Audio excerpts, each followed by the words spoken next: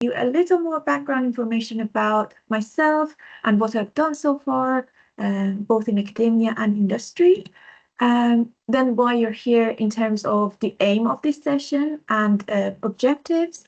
Then I'm going to explain to you what orthopedic implants are, different types, and the definition of them, how these orthopedic implants are designed, what material they're made of, and why, the reason behind choosing that material, and how they're tested, both in terms of preclinical testing and also post-failure testing, because for biomedical engineers to continuously improve these implants and make them safer for patients, you need to continuously see how they perform, assess their performance post-failure, and improve them. Next, the reasons for failure, at what point do they fail, and why, and how to prevent that in the future. And lastly, if you're interested in the topic, I will give you a few leads on where to learn more and some resources as well. So about me, so I'm Shahrzad, and I did my bachelor's in Iran at Azad University. I did biomedical engineering. Then immediately after that, I studied my master's at the University of Leeds in medical engineering.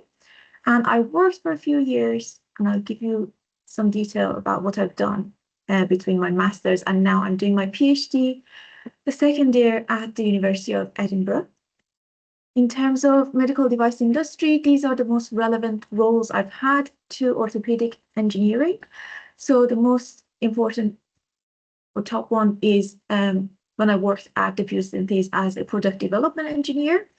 And the next one at CPI, I worked as a project manager. And lastly, implant analysis service for the NHS, where we mostly looked at failed orthopedic implants and basically did failure investigation, which was very interesting. I will explain to you what that is in a few minutes. I am also very much interested in connecting with patients who have had these implants. This is outside of my work environment. I try to read the stories that patients post online on social media, and I try to get engaged with them and see what went wrong, how they're feeling. That led me to writing my first book in 2020, which was Wee Tips on Knees and Hips. It has information about hips and knee implants, as well as some historical information about different designs of these implants, and actually the surgery itself. So what to expect from your surgery on the day prior to your surgery and after the surgery as well.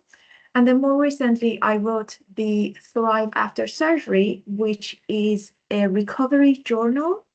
Now, the thing with patients is sometimes, and this is a natural human response to pain, they forget how much they've improved in terms of recovering after surgery. And so 2 months down the line, they feel like they're not satisfied with the level of reduction in their pain and everything. So this is hopefully going to help with that. If you write down every little issue during your recovery, hopefully you can discuss that with your surgeon in a timely way and then see your progress better, hopefully through using this journal. And yes, so I do post on social media, Instagram less often and LinkedIn more often. And last but not least, I just wanted to highlight that I do volunteer my time as a STEM ambassador as well.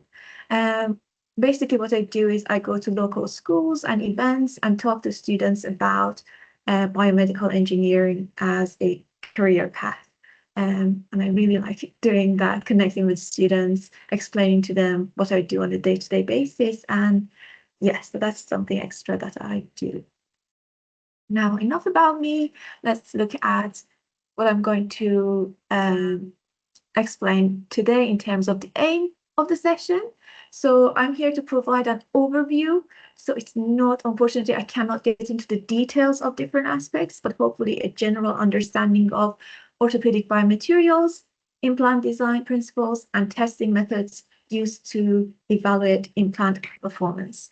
And by the end of this session, hopefully you should be able to identify key types of implants and their applications, explain the material properties important for implant design and implant function, describe the relationship between design, material choice, and performance, and understand how implant testing is used to assess durability and safety for patients. Okay, so first things first, what are orthopedic implants? I'm going to give you an explanation by walking you through an example of the knee joint. So if you look at this picture of normal knee, we have femur bone at the top, or thigh bone. Then we have cartilages and meniscus, ACL, PCL, ligaments in the middle, and that is normal joint space. And then at the bottom, we have tibia or shin bone.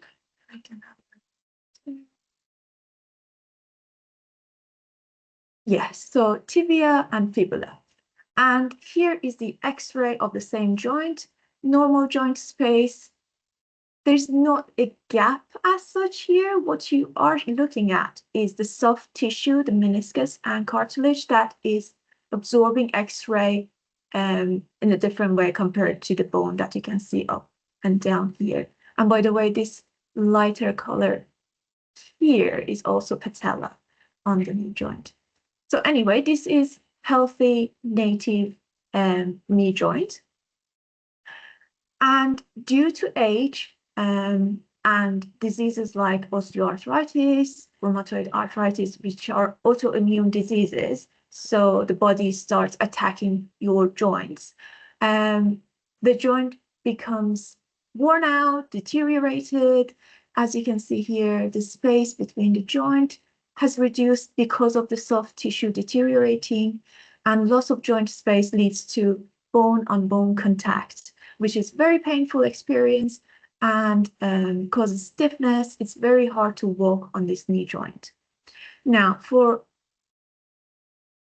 in terms of reverting this, there are different options. There's the option of medication, for example, which is the first type of solution that the doctor might try.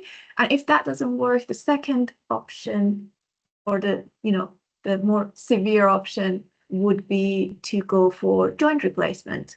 This example, knee replacement. As you can see up here, we have femur, and distal femur is covered with this metal component called the femoral component. And tibia, proximal tibia, accepts a metal component, which you can see better in this image because it's inside of tibia. And that is the tibial component. And in between them, which again is not visible here, but you can see in this image, is polyethylene, the component that goes between the two metal parts. And yes, basically we are restoring joint space here, as it was with normal healthy joint. So this is total knee replacement. Sometimes the patella, on the back side of patella, where it sits on the metal component, there is a polyethylene component on the back of patella as well, which again wouldn't be visible on the X-ray. So I hope this example gives you an overview of what orthopedic implants are and why they're designed, why do we use them. Moving on to now a historical overview, and a very brief one, because historically, in terms of ancient history and archaeologists, excavations have revealed that humans have been using implants for a long time, like eye implants, dental implants, even joint implants. But we are going to quickly fast forward to 1890s, okay, from ancient times. We're going to skip all of that. And 1891, we have Professor Glock, who made this, well, not this exact image, but a similar ball and socket joint made from ivory. And he was also one of the pioneers of total knee replacement. This this sketch you can see on the screen is by Professor Glock, and it's a simple joint, a simple hinge joint that he's proposed for knee replacement. So he's one of the pioneers of knee implants as well. Next, we have Dr. Moore and uncemented hemiarthroplasty. Now, I'm sure you're familiar with cement, but it's a substance like a glue-like substance that is used for implanting hip and knee and other types of joint replacements. And this is his invention, which funnily, he has welded one on the hood of his car, as you can see in this image. And then we have, so uncemented is when cement is not used for implanting the component. Whereas we have cemented options like this one by Dr. Thompson, and cemented hemiarthroplasty. Now, I know that's maybe a new term for you. I am going to explain what that is in just 1 minute.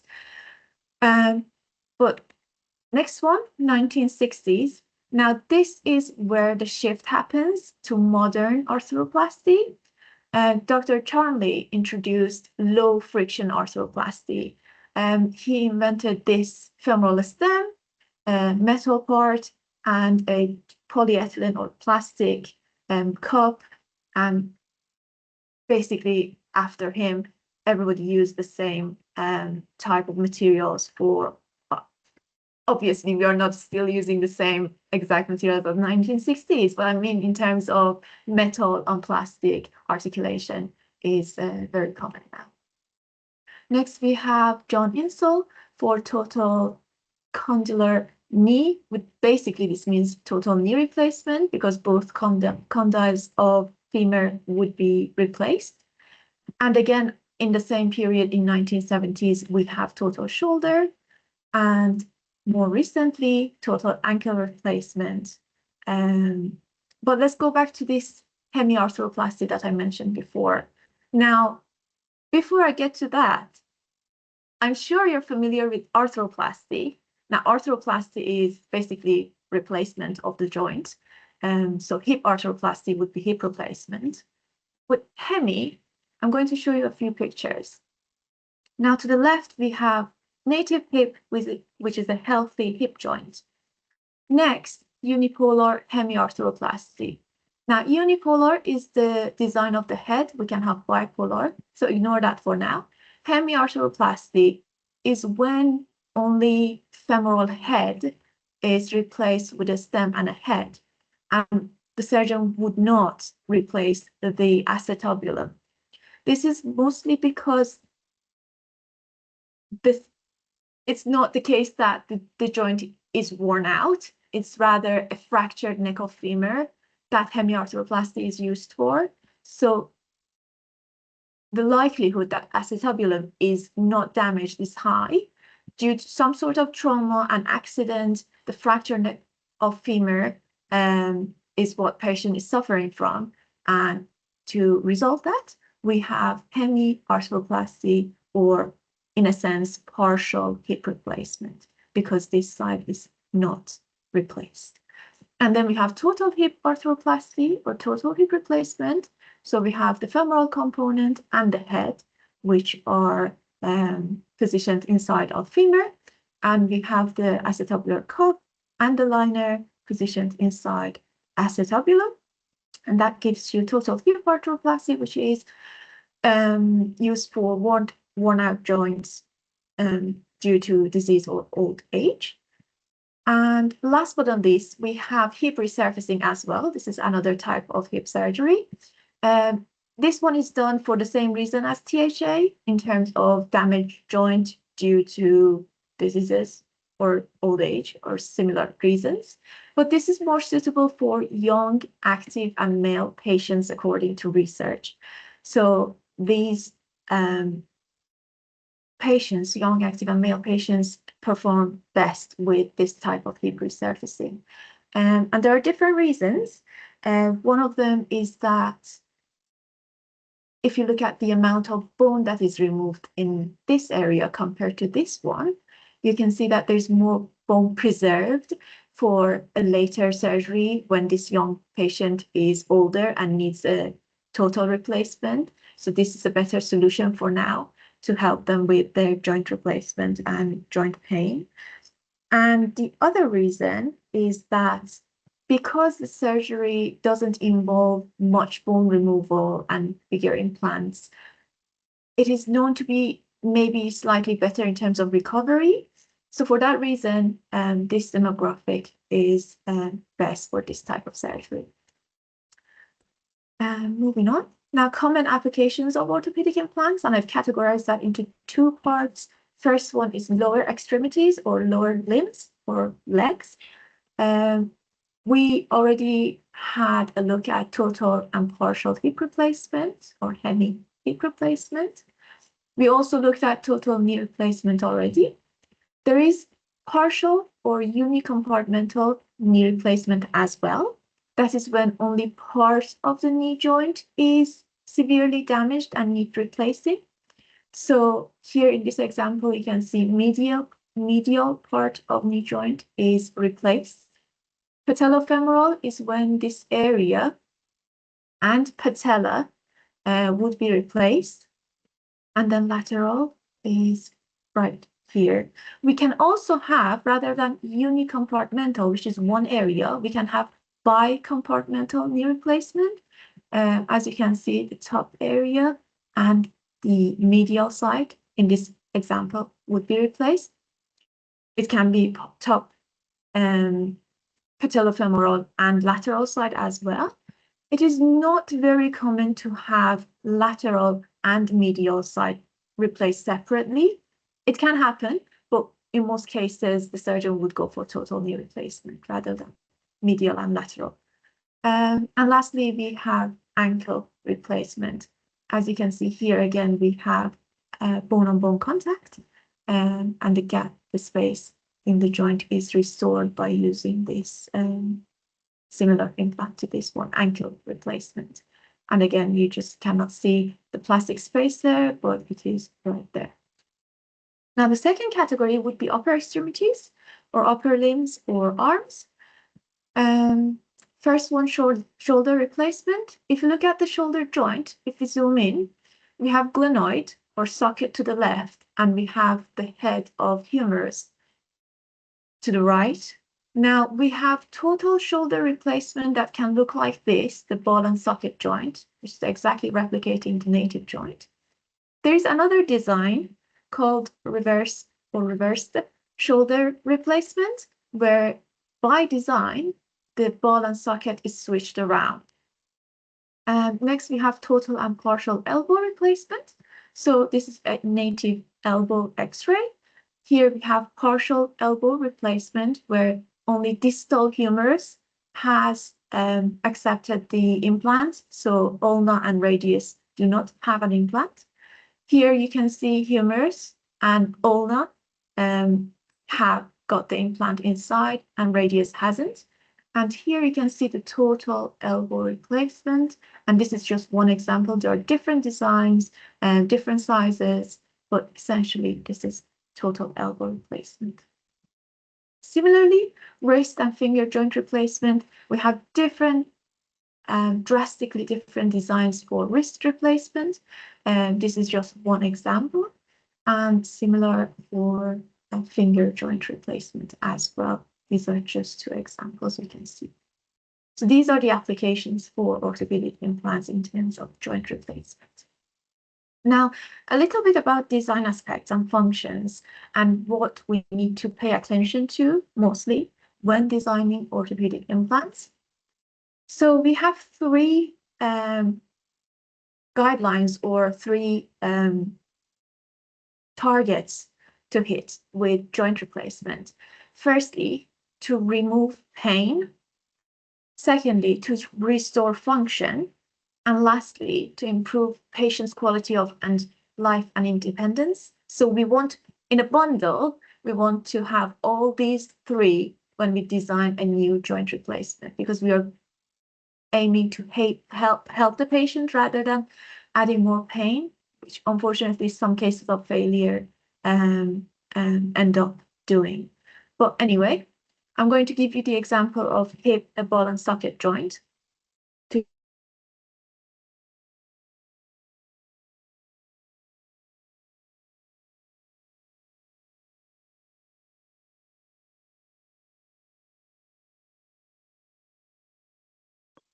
I'm sorry, Shahrzad. I think you're muted by accident. Okay, I'm sorry about that. Was it this slide or before this? When you couldn't hear me? Just the example, hip and Okay, yeah, cool. no Thank you. problem. Please carry on. So yes, we have the femoral head ostectomy where the head is basically sawed. There are power tools that the surgeon would use for hip and knee replacement. So the femoral head would be removed. And then in terms of acetabulum, to accept the cup, the surgeon would need to remove the soft tissue. Remember, the soft tissue is already damaged, and they're going to remove that to get to the bone behind it. And then in the process of bone healing, the bone would then fuse into the cup, the backside of the cup. So that's why they use this reamer. And in terms of femoral side, the surgeon again would need to make a hole in the shaft of femur for the implant to sit inside. And for that purpose, they use something like this called a broach. And the surgeon would hammer this broach in. And yes, that would prepare the shaft for the implant to go in after that. So during the process and with the implant itself, we have to pay attention to certain things. So first, functionality and load-bearing requirements. So with the implant, we want to have the exact same motions that we had with the native hip joint, which is flexion and extension, adduction and abduction, and external and internal rotation, as well as being able to withstand contact forces, bending moment, torsion, and torque forces as well. And during all of this, we should ensure that the implant that we have designed to do these functions not to fail. So this is one failure mode in terms of the fracture of implant itself. Another failure that can happen is asymmetric or uneven wear of the component. In this example, it is the plastic or polyethylene cup that has worn unevenly. This is causing issues, so it needs to be taken out now.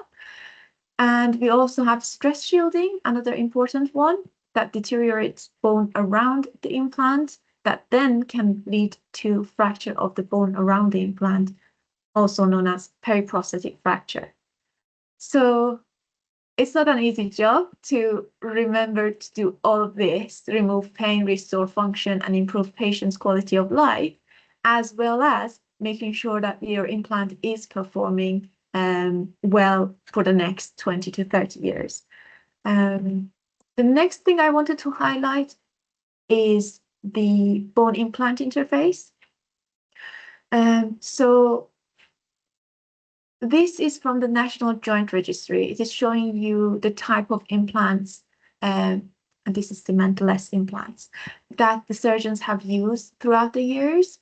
And if you look historically, like less than or about 10% of all surgeries have involved some of these implants. This is because most of the surgeries in the UK, and this is National Joint Registry for the UK, are cemented.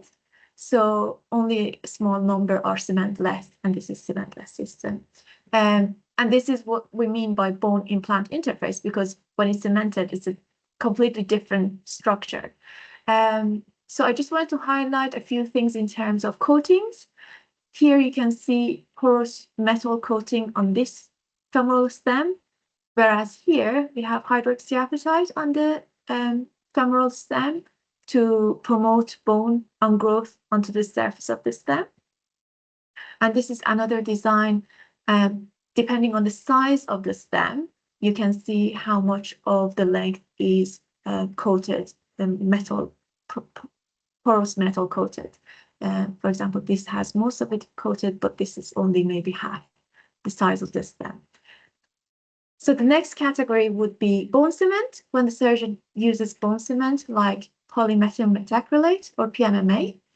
And I just wanted to highlight that within different manufacturers, because it's the same principle when it comes to cemented stem, they all have similarities in them.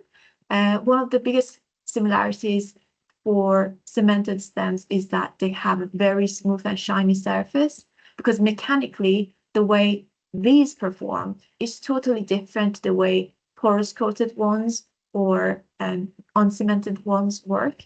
If I show you this image, so you have a cemented stem inside, then you have cement mantle, the green area you can see here, and cortical bone, trabecular bone. So yeah, so the stability for these come from the cement mantle, whereas the stability in this type, in this design, which is cementless, comes from the bone growing onto the surface of the implant. So that's one major difference. Moving on to femoral stem neck offset.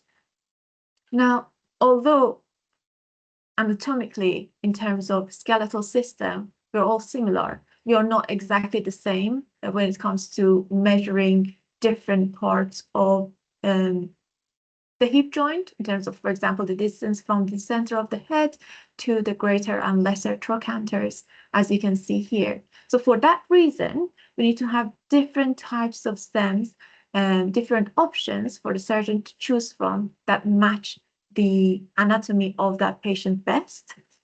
What we are looking at here is the offset in terms of where the head would sit on the femoral stem. And as you can see, it can sit higher. This may be appropriate for another patient, but for this particular patient, this is the right offset. Another thing you can look at is the angle of the neck. As you can see, these two are dramatically different from each other. You can see them better. So angle is another thing. So basically, all these measurements can be adjusted to the patient. And that would give the best fit, and that would remove strain from the soft tissue around the joint, the muscles, the tendons, the ligaments, and that would cause a smoother or lead to a smoother recovery after the surgery. Now, another example I have is fracture fixation example. I'm going to show you the pictures first. So this is what I meant. And to explain to you how we got to this point, I'm going to give you a little background into this case. So imagine there was this patient with a worn out hip joint. They needed a joint replacement. The first operation would be the joint replacement, went absolutely fine. They have a cemented hip replacement done.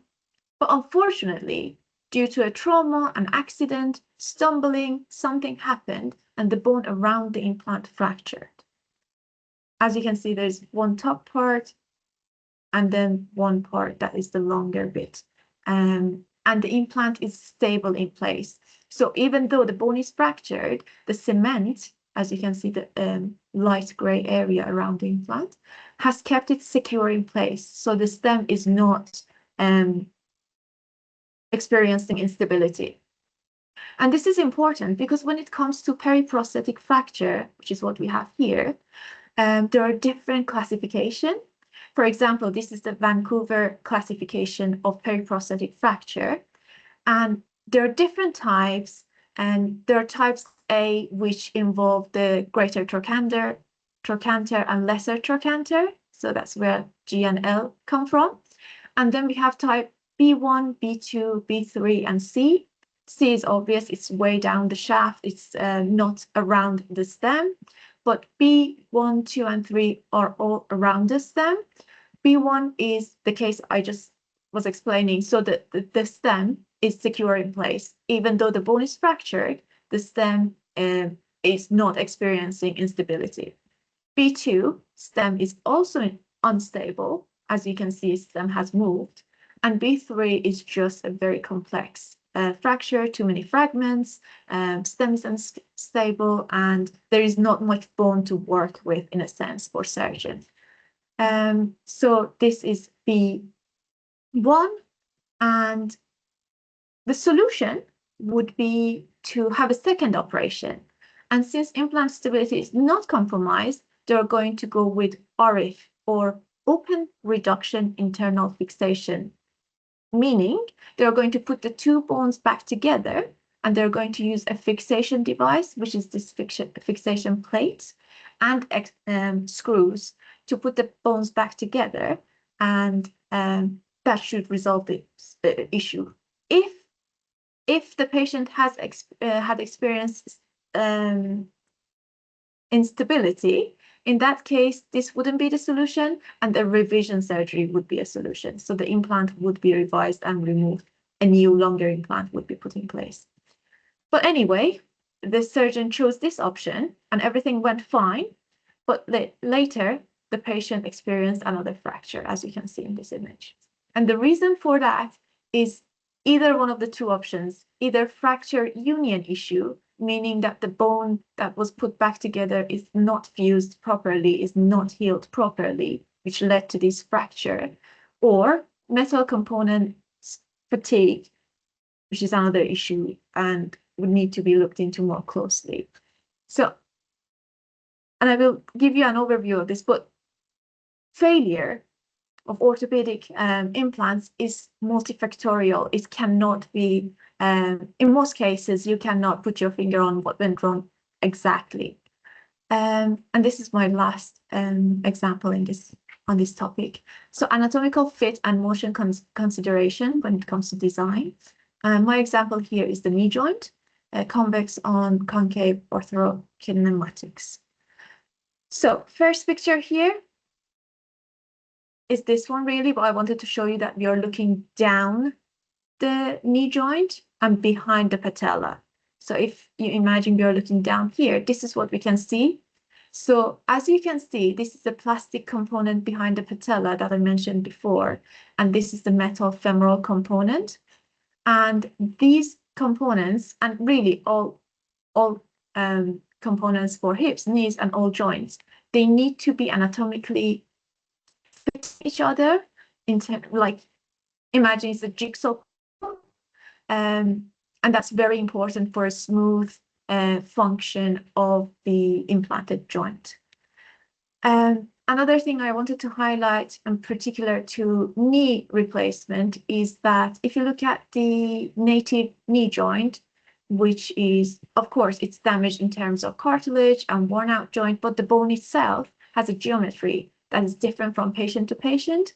And as such, the best solution would be for the patient to get custom implants for their knee joint.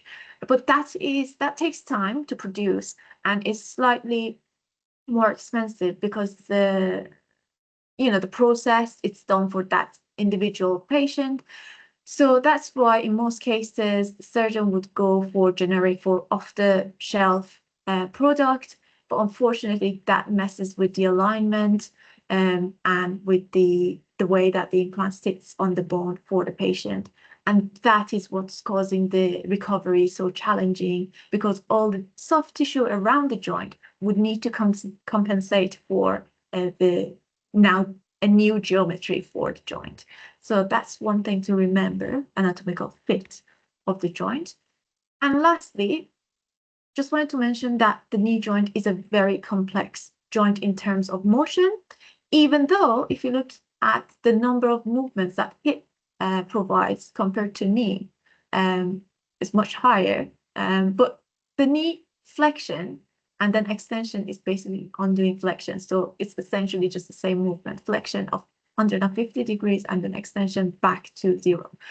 The flexion is complex because it's not a simple bending of femur. What happens is the femur would roll for flexion and also slide with the soft tissue around the joint. And also we have rotation of tibia. So 3 motions happen every time you bend your knee. It's a bit difficult to fully understand this, so I'm attempting to explain one more time using this image, and hopefully this makes things easier. So if you imagine this is distal femur and this is proximal tibia, if you were to just bend femur, only just one motion, just bending, then the femur would fall off your tibia. Now, what happens is you have several ligaments in this area. You have a cross, two ligaments that look like a cross in the middle called anterior cruciate ligament and posterior cruciate ligament. And you have two on the side, on the lateral and medial sides. Now, these four ligaments make sure that the femur is dragged back inside as you're bending your knee joint, meaning that if you look at here, this big curvature is going to land on this small one because of the gliding motion, as you can see here. And this is how, when you bend your knee, the femur wouldn't fall off your joint, as is suggested here. So it's a bit tricky to remember, but that is what's adding to the complexity of producing a knee implant and that functions well. Now, in terms of materials used in orthopedic implants, obviously, if you look this up on the research that's done, there's a big long list of different types of alloys and everything, but I'm just giving you a summary of most or more well-known options. So in terms of metals, we have titanium alloys, cobalt, chromium alloys, and stainless steel surgical grade alloys. Then we have ceramics. For ceramics, we have alumina, zirconia toughened alumina, and oxinium. Alumina is no longer not that no longer used, but not common that much. Zirconia is performing way better, and zirconia toughened alumina are mostly used in terms of ceramic. And we also have oxinium. Oxinium is the darker colored ones that are more recent as well. These are relatively new. Next, we have polymers. We have highly cross-linked polyethylene, as you can see in these hip liners, like even this white component is polyethylene. And then we have PEEK or polyether ether ketone, which is this component right here. And we also have bone cement, another polymer, PMMA. In terms of key material properties, we basically, with lower extremities, with legs, implants that go in your hip, knee, ankle, it's very important to have the strength at our utmost priority. And this is a good graph to give you an idea of difference in fracture toughness, for example, of your bone. And you can see cancellous or trabecular bone down here. And you can see cortical bone, outer shell of your bones here. And you can see the most appropriate metals that we're currently using is in this corner, meaning that their fracture toughness is like 10 times more, at least 10 times more of what the bone is like. And that is one of the reasons behind stress shielding, for example. Next topic is biocompatibility. So basically, the implant that you put inside the patient's body, you need to make sure that it's not causing a reaction with the patient's soft tissue, the bones, or any kind of reaction at all, because that would lead to failure if, in terms of biocompatibility, the implant is not safe. And lastly, we have wear, and I have a few pictures here in terms of articulating surfaces wear. This is annual clinical penetration, or how many millimeters in a year these different materials would wear against each other. Now, the first three, we have metal on polyethylene, or ultra high molecular weight polyethylene. We also have here metal on polyethylene or metal on ceramic, which still the numbers are pretty high if you look at it in comparison with metal on metal system, and also ceramic on ceramic systems. But one of the issues with ceramic on ceramic in terms of alumina, as I explained before, was that the head and the liner could fracture, which is why we are using zirconia more frequently now. But another issue with ceramic on ceramic is that patients report audible noise as they're walking. They can hear clicking or clunking noises, and that is not comfortable for the patients, unfortunately. So even though it looks like in terms of wear, this is the best performing combination, ceramic on ceramic, in terms of actual reality of life, this may not be a great option. And the next one that is dangerous in a way is metal on metal. And this is one of the papers by Dr. Stephen Tower. He's a very famous surgeon because he discovered one of the issues with metal and metal implants. He has many interviews on YouTube. There are documentaries with him experiencing his explain about his experience in terms of metal on metal arthroplasty. In this paper, he's discussing two cases of two patients who suffered from metal ion poisoning after joint replacement. And then he unfortunately underwent hip replacement with a metal system, and he was suffering the same neurological and clinical issues. And he's basically, he was one of the first people to start the movement to remove metal on metal hip arthroplasty from the market, which is now removed. So this is very interesting if you want to take a look. Okay, so we are past the material topic. Now we are going to talk about why or how implants are tested. And firstly, preclinical test. Now, all companies have their own internal protocols for testing of their products, but all of that should be based on regulatory and standards. I have only a few examples here for you to take a look at, but the list is a really long list of different types of standards that the product should meet. And how do they ensure that the product meets all these standards? By running different preclinical tests, like simulating, for example, mechanical testing, corrosion and tribal corrosion testing, biocompatibility, and dimensional and geometric accuracy as well. So there are different tests. And yes, so say you want to test your product for corrosion and tribal corrosion, this is immediately one of the ones that you can refer to. ASTM stands for American Society of Testing, American Society for Testing and Materials. There's also ISO, International Organization for Standardization. So anyway, this is very important for when you want to introduce a new implant into the market. You need to make sure that your implant is in alignment with all the requirements. And the way the implant is assessed, remember this is all preclinical, is by health authorities, local health authorities. For example, in the UK, we have MHRA.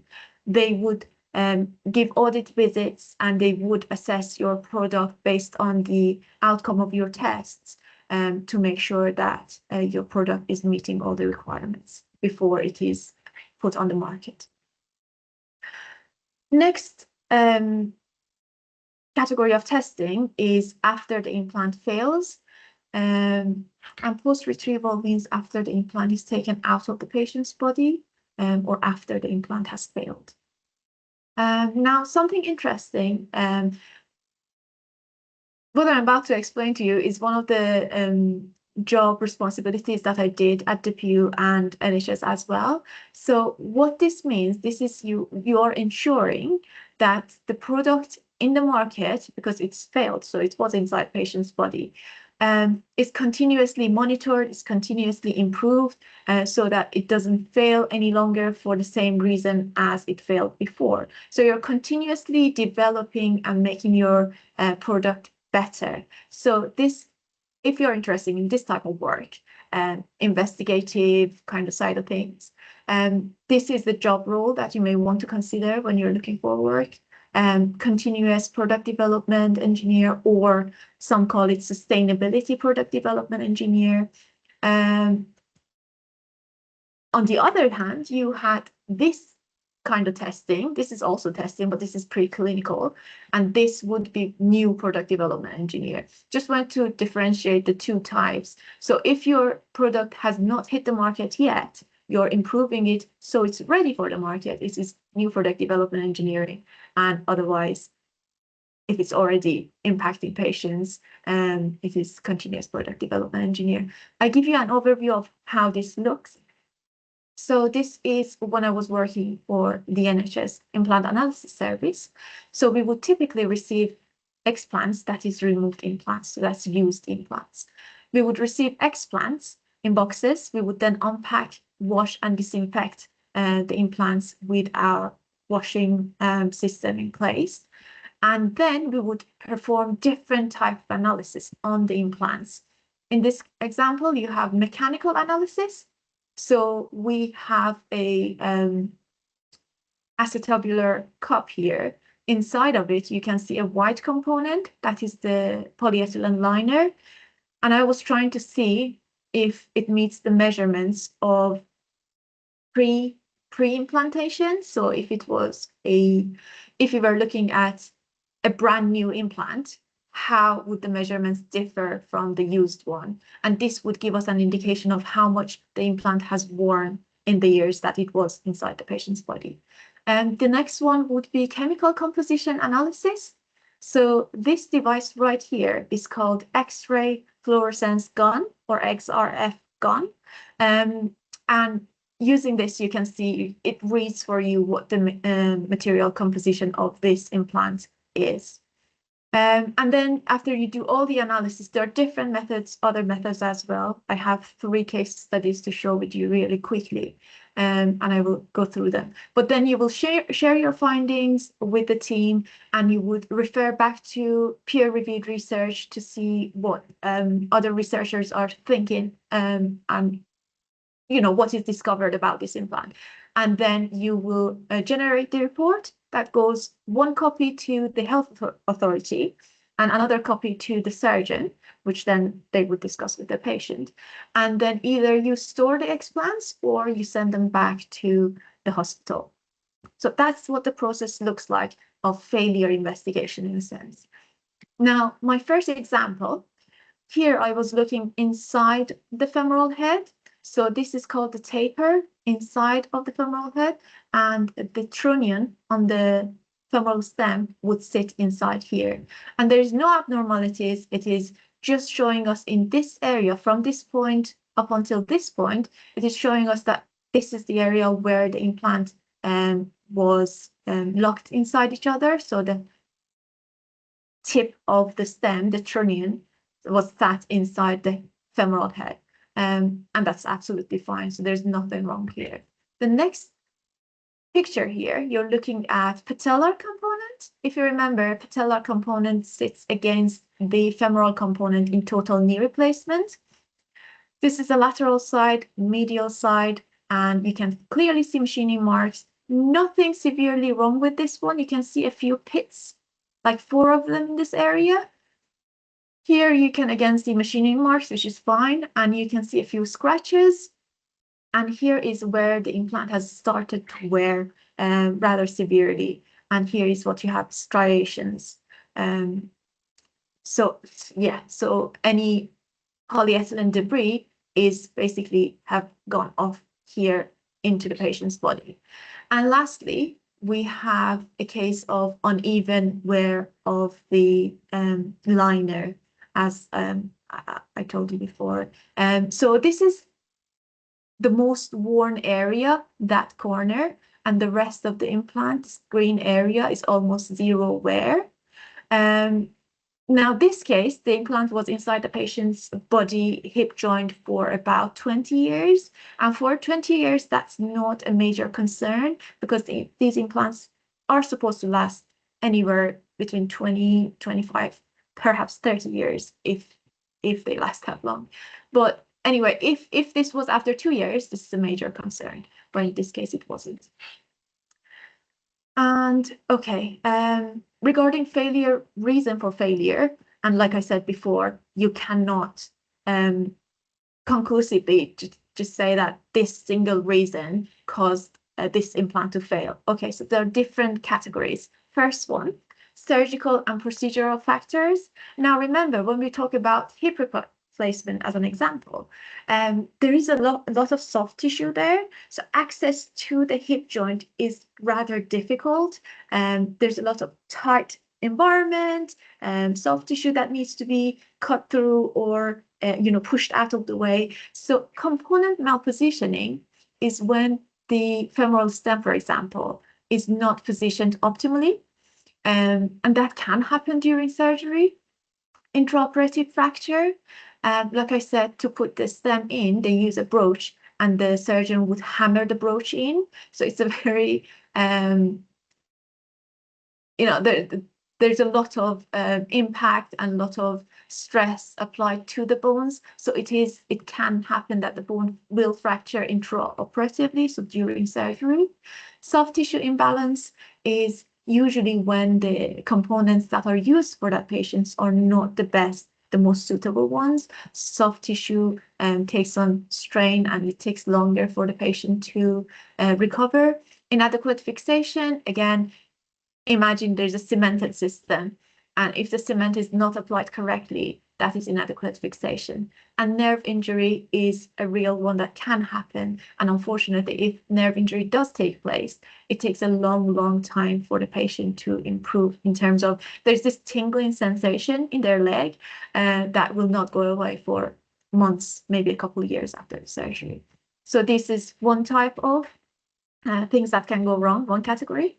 The next one is patient-related factors, excessive activity and trauma. So the patient would need to take their time after surgery to recover, so they can immediately do too much too fast, after the surgery. So that can be one reason for failure of implants. Obesity, in some cases, the surgeon may decide not to perform the surgery because of the patient's heavy weight. So that's a real important one. Comorbidities is like other health issues that the patient may have, for example, diabetes. And diabetes is important because it impacts wound healing, and that may cause infection. And I will explain to you in a minute how infection on your skin or tooth may lead to issues with your hip implant. Poor bone quality due to age, osteoarthritis can be another related factor of implants failing. Patient non-adherence is, again, there are certain protocols, certain do's and don'ts that patients should follow up to 2 weeks after the surgery, or up to 2 months, or the first year of the surgery. And if they don't adhere to those guidelines, then that's the problem. Next, we have implant and material factors.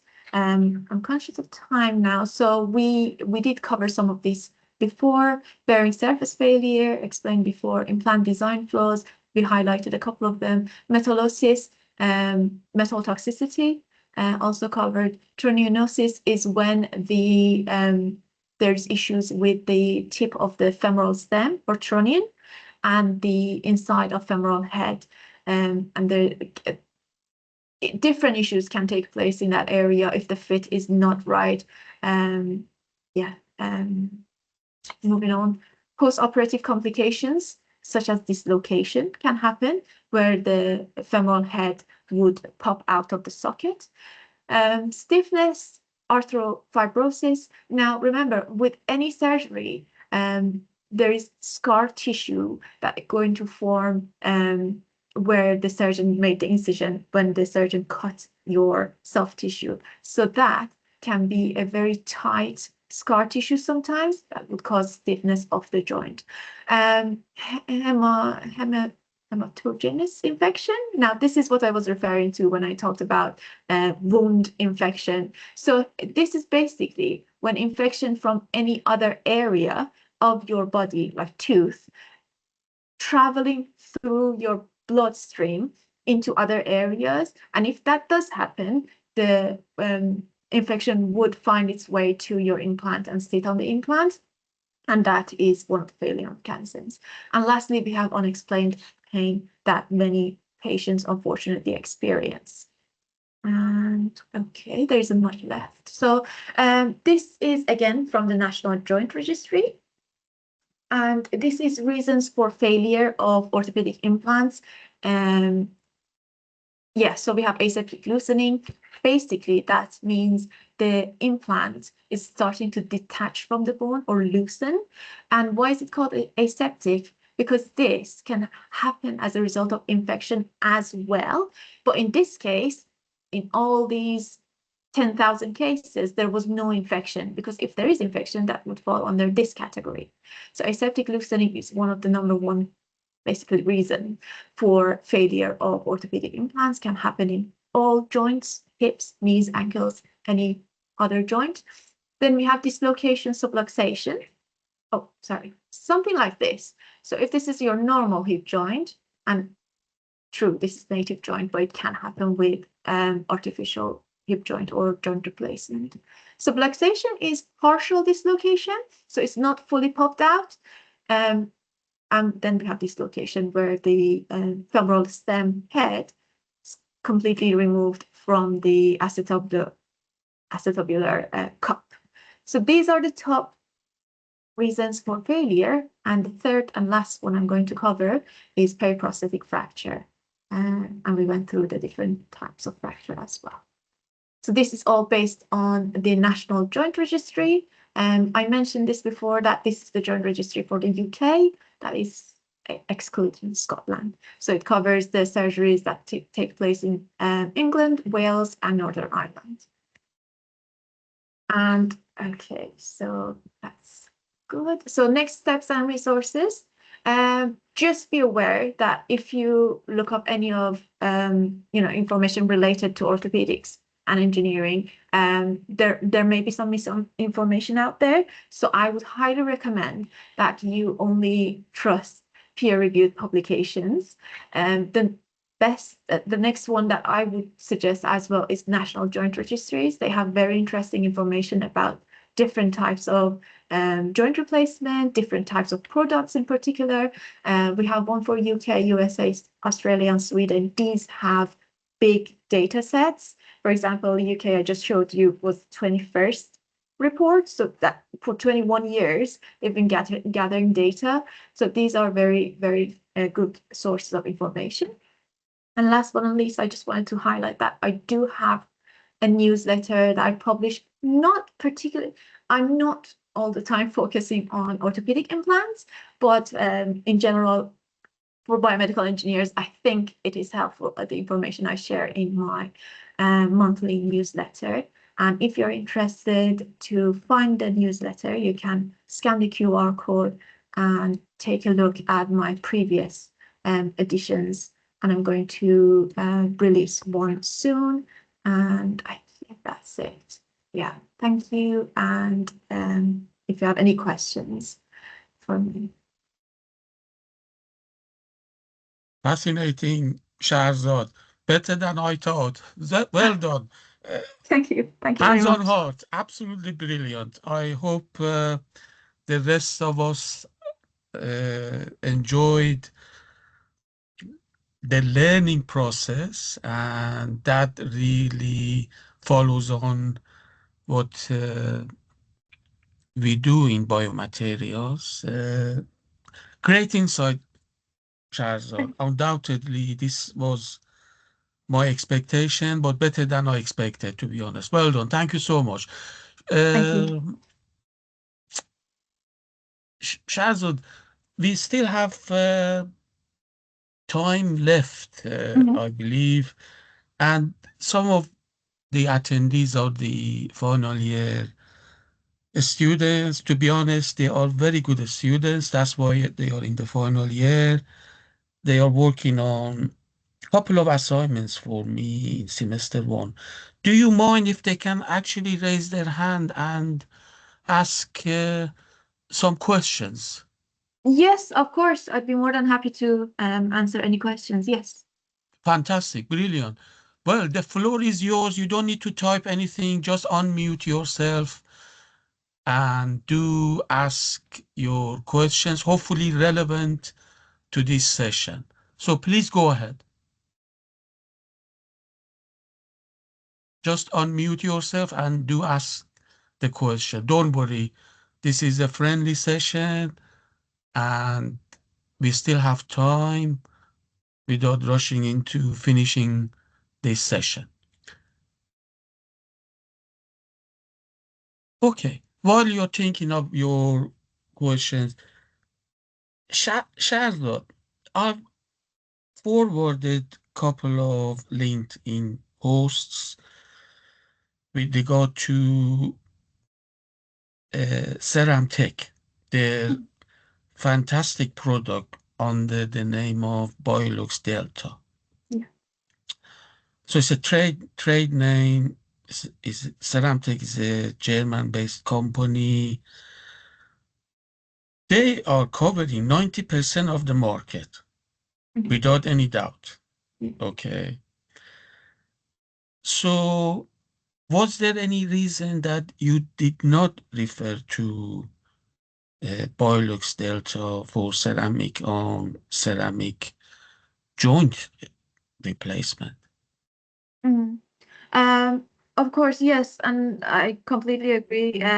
They produce very, very good primary and revision femoral heads and liners. And by primary, I mean the first time that a patient would take a joint replacement, that's called primary joint replacement. And the next time after that fails would be a revision joint replacement. So yes, they do produce great heads, and I don't want to say don't fail, because all implants at some point, because of different reasons, do fail. But when I was talking about ceramics in my slides, I showed you alumina head and liner that was shattered.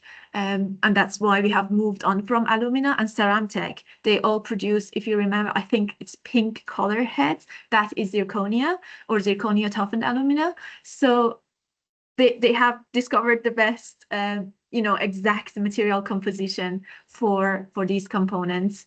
And as such, the thing is with being an investigative failure engineer for these implants, I kind of focus my energy, and the topics that I want to cover are mostly involving failed implants. And like you said, Ceramtech is a very good brand, and they produce very good implants. As such, that's the only. It's like, if you want to look at a success story, go to them. But I am kind of focusing my work on failure stories, because we learn from fails. So that's the only reason I tried to, and I wanted to keep my presentation short, so I didn't get into details of different things. So Not a problem. Well explained, Shahrzad. Thank you very much. Shahrzad, you also mentioned about problems we are facing with metal on metal implants, without any doubt. The worn out debris causing pseudotumors and a lot of other adverse tissue reactions, rejections. What is your intake on what is currently happening? I believe you were right about the author that believed it's best to remove metal on metal from the market. But I promise you, this is not the case.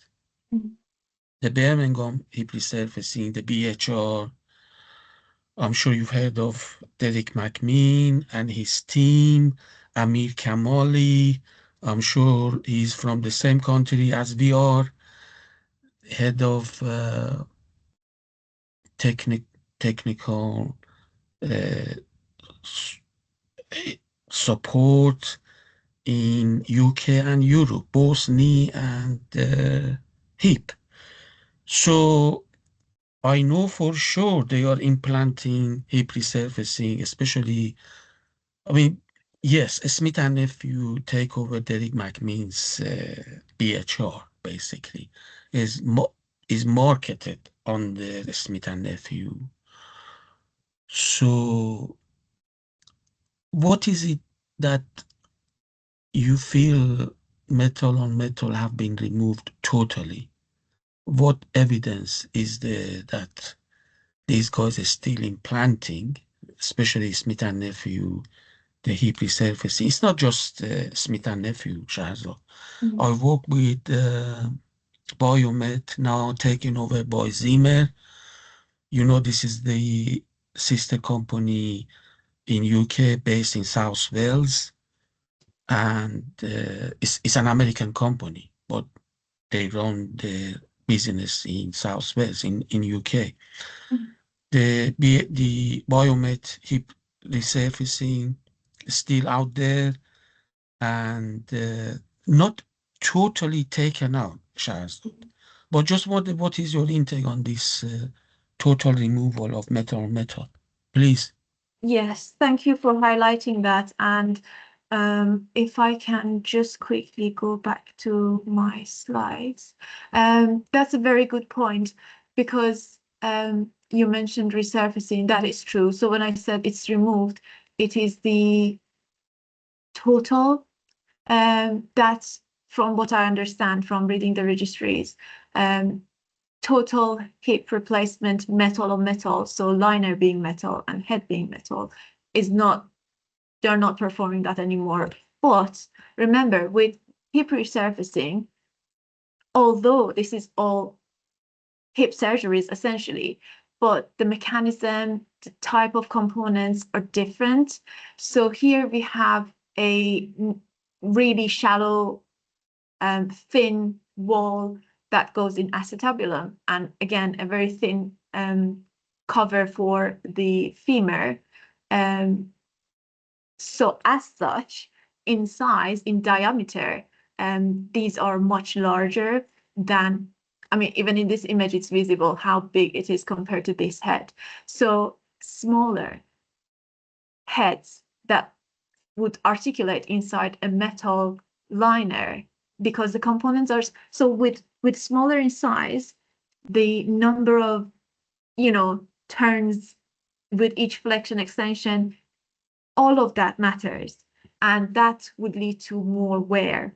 So if you use metal on this, it's far worse than if you use metal on this. And you're absolutely right, they're still doing hip resurfacing for young active male patients. That's metal on metal. But from what I understand, they do not perform metal on metal total hip replacement. And with this one, there are companies now putting a layer of polyethylene inside of the acetabulum, trying to move on from metal on metal, but they haven't completely moved on yet.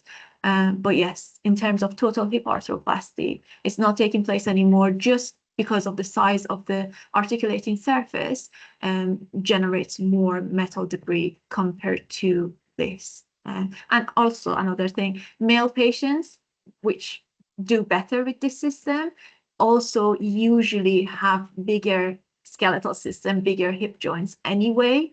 So it appears that the larger this joint is, the larger these components are, and the metal on metal may be doing not as horribly with the smaller ones in terms of release of debris and impacting patient negatively. Fantastic. Well covered. Thank you very much, Shahrzad. I think, Juliet, you do have a question. Please go ahead. If you Hello? could, Can you hear me? hello. Okay. Yes, we do. Please go ahead, Juliet. Yeah, so I just have one question, if that's okay. I wanted to ask, like when it comes to things like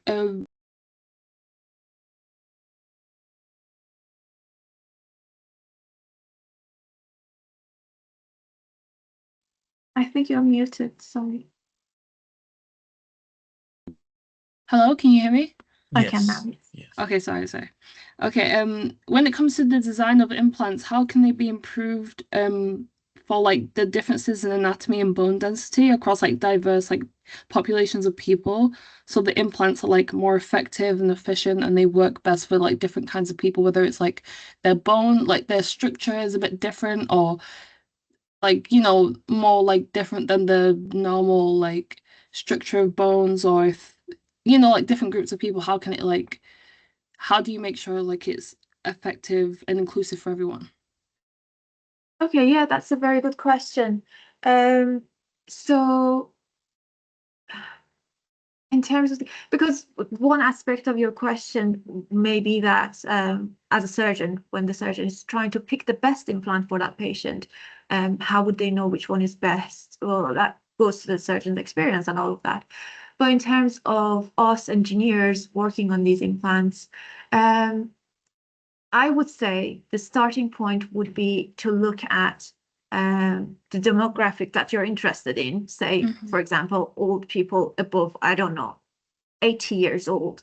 Then when you look at those patients, you would need to look at their bone density, look at the reason for failure of implant in that group age, for example, and then take it from there. Like, I cannot provide you with like a one-line answer to say how best to improve implants. But what we need to do is look at failed cases and try to understand what went wrong and how to improve. And this is why I focus so much on failed cases, because total hip replacement, for example, is one of the most successful surgeries in the world nowadays, like over 95% success and only 5% failure. If you look at it that way, that's nothing. Why are we highlighting failure so much? But because of the number of people who accept these implants, like 1 million in the UK, for example, last year, as such, that 5% would be like 500,000 people. You know, it's a big number of people. So if you want to improve an implant for a certain demographic, I would say that look into the reason for failure for that demographic and take it from there. Yeah, thank you. You're welcome. Thank you, both of you. Juliet, good question. Anybody else, most welcome. Shahrzad, you mentioned peak. Peak on its own. Where do you use peak for in terms of material selection and material use? So this is something that I know a couple of companies are working on. None of the leading orthopedic companies, I don't think they have products made of PEEK, but I haven't seen how these implants perform. The total knee replacement I put the picture of is from a company called Invibio, if I say that right. And this, I know it is in clinical stage now, but I don't know how they're performing. So basically, based on their research, PICs seem to be a good replacement for the metal, for the parts that were previously thought to be best performing as metal components. Like, for example, in this picture, the femoral component and the tibial component. Now, in terms of how they're actually performing in real life, I don't have much data because they're not that common at the moment yet. Yes, you are right. Shahrzad, just for your information, it's not purely PEEK they are using. It's carbon fiber reinforced PEEK. Okay. Yes. Yeah. And yes, no problem. Absolutely right. So I've tested the CFR PEEK for Biomet is behind this. Biomet Zimmer now, UK Limited. Okay. A couple of engineers in South Wales, they came up with the idea, CFR PEEK. Americans felt if the biotribology tests are as good as the rest, then we're going to go for preclinical. They went for preclinical because we tested their products better than metal on metal, better than metal on polymer, equally as good as ceramic on ceramic. We did not see a major problem in terms of biotribology. So it has gone, you're absolutely right, it has gone to clinical tests. They're looking at 2 years down the line to bring it into the market. But it would be CFR PEEK. In terms of design and diametric clearance, everything is different. Much bigger gaps and clearances. But yes, I must say they are working on it. If the clinical results are positive, they will be marketing it very soon. Not a problem. Shahzad, I think there is another question. Please unmute yourself and go ahead. Hi, Shahrzad. Thank you so much for your time. I've just got one question. If someone's really interested in orthopedics and biomaterials, what would you advise us to focus on in terms of skills or research? Okay, thank you for that. That's a very good question. So I would suggest that firstly, just read peer-reviewed papers in terms of familiarizing yourself with what's taking place in terms of research, clinical information, and if you get the opportunity to work for any of the manufacturing companies or any of the companies that do for example, the NHS implant analysis service where I work, anywhere that there's a lab that looks into orthopedic implants, yeah, any relevant job opportunity that you can find is a very big bonus, because if you have that on your CV, that is really going to push you up in the pool of candidates. So yeah, I would say just read about it, become more knowledgeable of the topic, and try to find areas where you can contribute by finding work. Thank you, Shahzad. Thank you. Al-Horo, please, you're very welcome. Please go ahead with your question.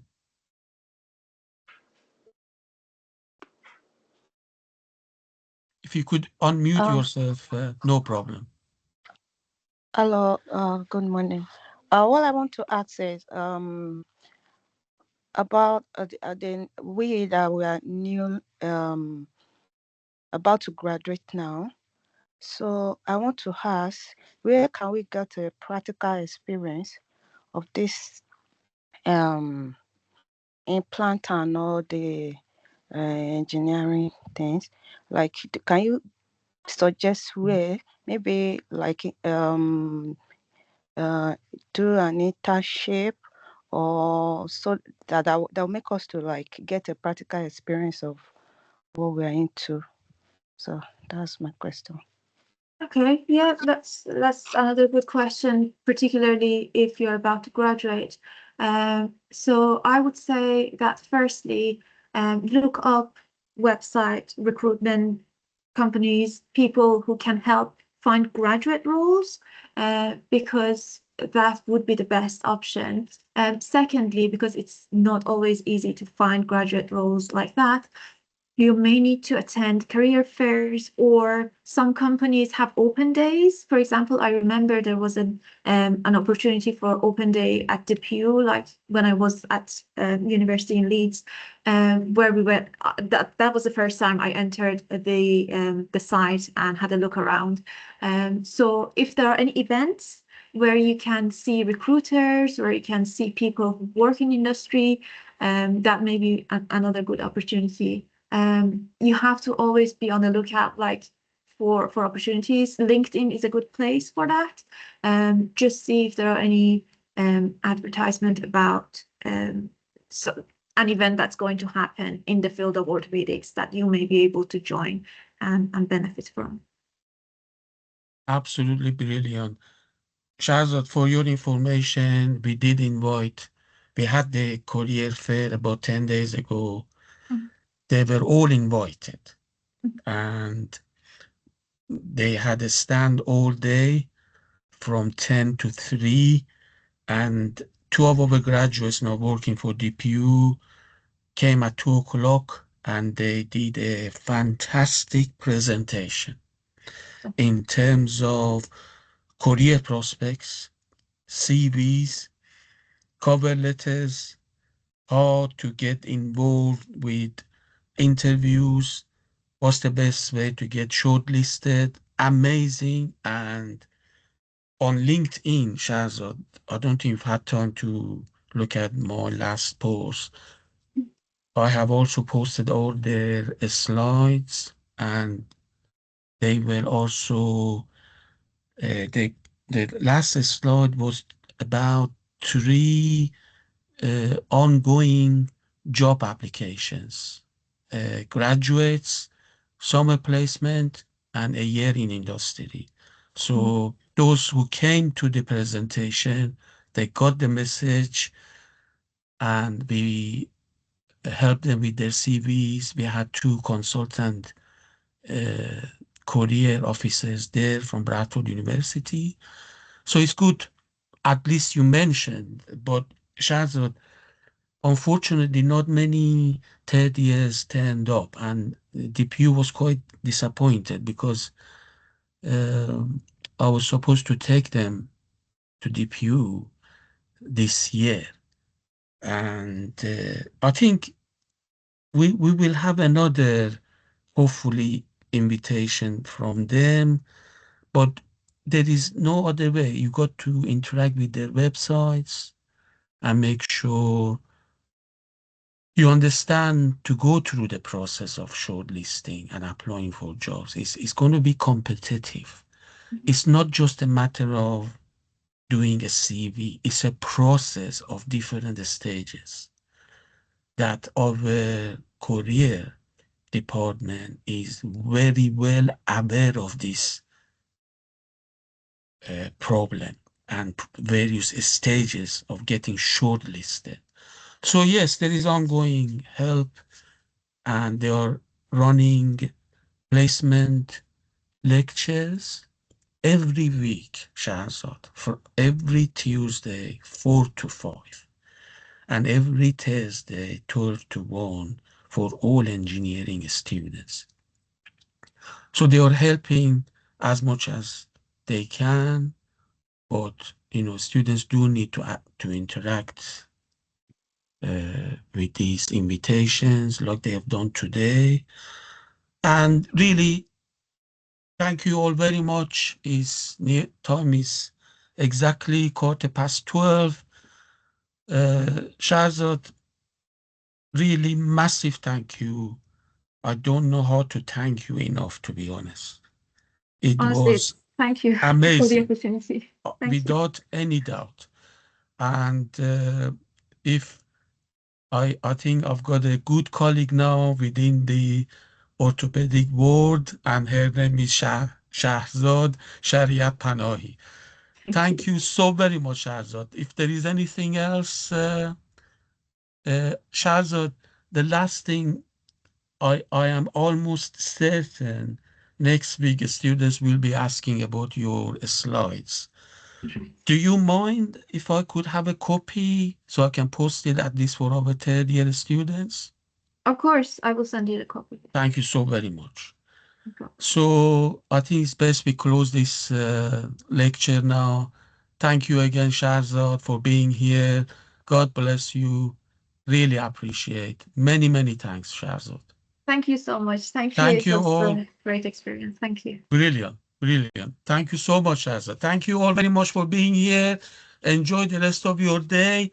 Hopefully, I'll get the slides back to you once I get it from Shahrzad. Take care, everyone.